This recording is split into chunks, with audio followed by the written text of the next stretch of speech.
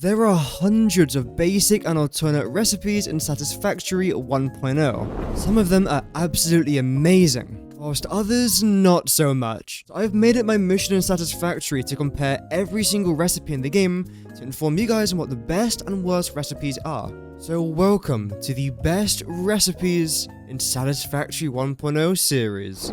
This video is all about rocket fuel. There are two different ways that you can make your rocket fuel. There's the basic recipe that consumes turbo fuel and nitric acid, and there is also an alternate recipe that consumes fuel, nitrogen gas, sulfur, and coal. Both of these recipes have also got a compact coal byproduct as well. But which one's best? Well, as always, I've laid everything out. Starting with our basic rocket fuel recipe, and for both of these examples, we'll be making 100 rocket fuel per minute, which for anyone curious is almost 6,000 megawatts worth of power here. If we were just burning fuel, we would only get 1,250 megawatts. So in total, that means we are getting 4,750 extra megawatts worth of power just by using rocket fuel, but is it actually worth it? Well, we're about to find out. Firstly, we are going to need 10 nitric acid per minute, which luckily is not a lot. For this, we are going to need 10 water, 5 iron, and 40 nitrogen gas. With this 5 iron, we are then turning that all into ingots, then turning the ingots straight into iron plates. You then have to combine your iron plates with water and nitrogen gas in a blender to then form your nitric acid. The only slight concern with nitric acid is the nitrogen gas itself, since iron ore is quite easy to come by, and water is all around the map, so that's not too difficult to try and get. But again, with nitrogen gas you might struggle a little bit, but let's say this is not a problem and nitric acid is completely fine, you then have to find yourself turbo fuel. And most likely, if you're making rocket fuel, you've probably got a fuel or a turbo fuel setup already going. Well, this is how much you need to create your 100 rocket fuel. You are going to be needing 60 turbo fuel per minute, and to make your 60 turbo fuel, you are going to need 48 compact coal and 72 fuel. However, talking a bit more about the compact coal, as a byproduct from making this rocket fuel, you actually get 10 compact coal. Now, you can either sink this in the awesome sink and get rid of it, or you can add it back into the circuit, meaning you are technically only going to have to make 38 compact coal per minute. This requires 38 coal and 38 sulfur, which isn't a lot of resources, especially if you've got a pure node nearby and a Mark III miner at 250% efficiency. You'll be set for a very, very long time, which is fantastic. And talking a little bit more about fuel, I have used something called the diluted fuel recipe, which I think is one of, if not the best recipe in the entirety of Satisfactory. It's where you combine water and heavy oil residue to essentially create way more fuel than if you were to just use crude oil or heavy oil residue. It really is a fantastic recipe that I highly recommend using. Additionally, you also get 18 polymer resin as a byproduct from your heavy oil residue. However, make sure you are using the heavy oil residue alternate recipe, which is the heavy oil residue, then the polymer resin as a byproduct. A mistake that I see a lot of people make is that they use this recipe instead, because you're still getting both of the same products. However, polymer resin is more prioritized. So for example, now if I want to try and get my 36 heavy oil residue, I now need to require 106 crude oil almost, and I get 230 polymer resin, which I don't particularly want. So make sure you are using the correct heavy oil residue recipe. And the 18 polymer resin that we get as a byproduct can then make 6 plastic per minute, which obviously isn't that great. But it's better than nothing, and you can always sink it to get some free points, or turn your plastic into canisters. So that is the recipe. Now let's check the resources. In total, we are going to need 38 coal, 38 sulfur, 82 water, 27 crude oil, 4 iron ore, and 40 nitrogen gas per minute, which isn't really a lot of resources. However, of course, the more rocket fuel you make, the more this is going to eventually stack up. Now a quick look at the machines required.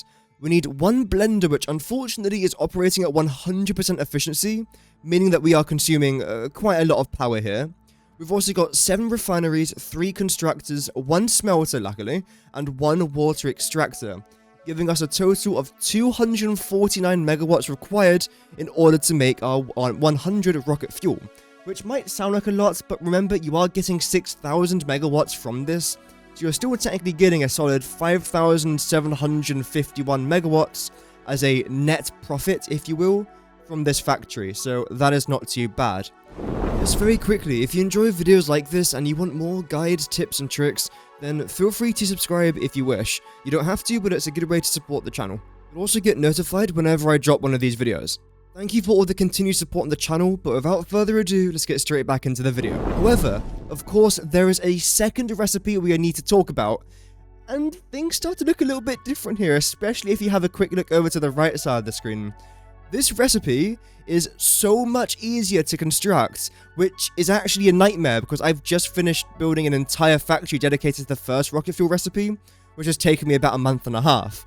I kind of wish I knew about this a bit sooner, but let's have a quick gander at the resources required and the recipe itself to see if I've actually missed out on a potential fantastic recipe.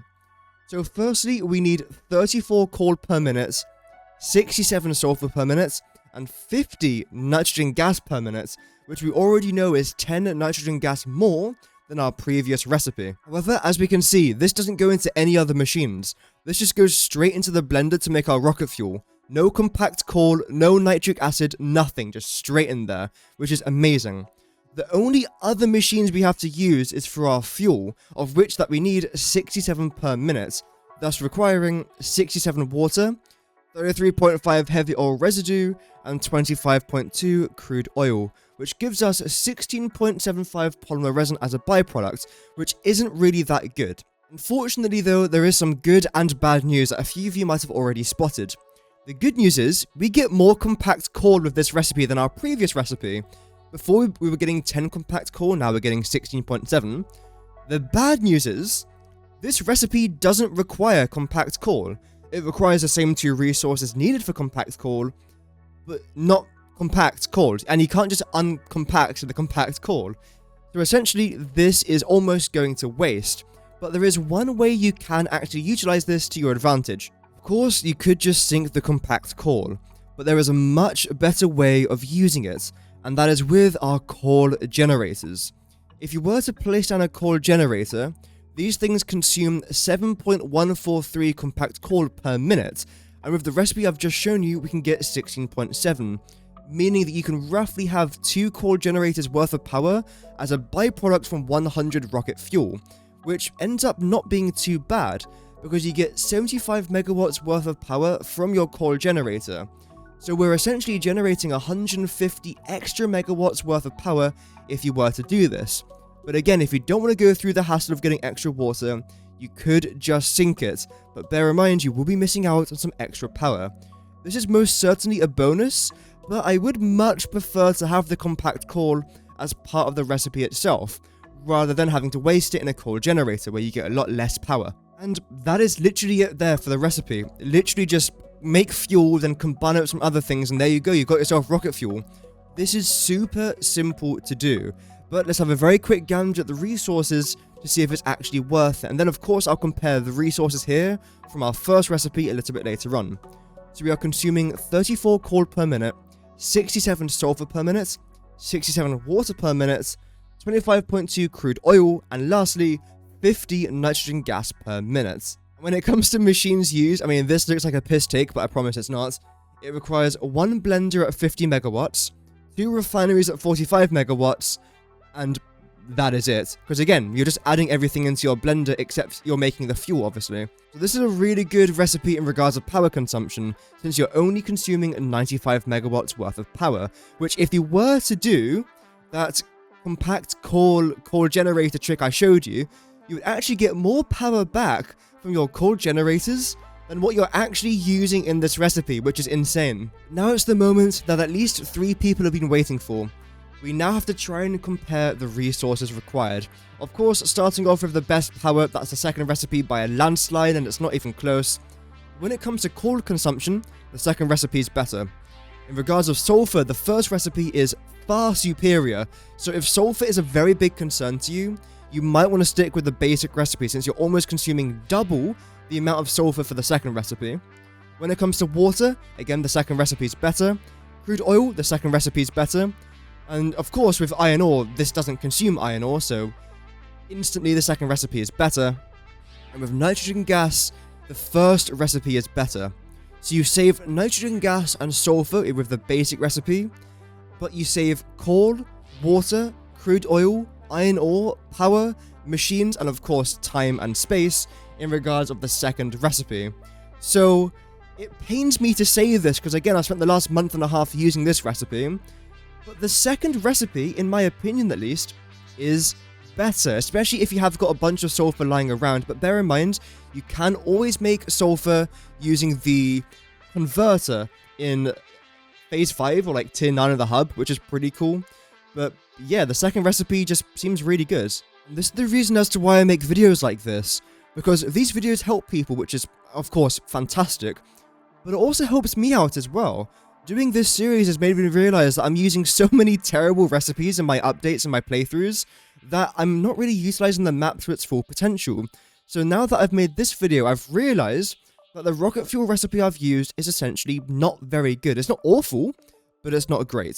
And hopefully I was able to help you guys out as well. But as always, thank you for watching. Before we go, a massive thank you to the channel members: Chaos Rising, Scotland Hattie, Mau Mau, Natormal, Yamikel Burns, Variants, Asuna, Nicole Still Plays, and Zhao. If you decide to become a Knight of the Realm for just £2.99 a month, you get access to channel-only emotes, unique badges, and also shoutouts in videos. Memberships are the best way to support my channel, but you don't have to become a member. Even just by watching today's video, you are supporting the channel massively. Here's a couple more videos I've made that you might be interested in. Thank you so much for watching today's video. Have an amazing rest of your day, and remember, Godspeed.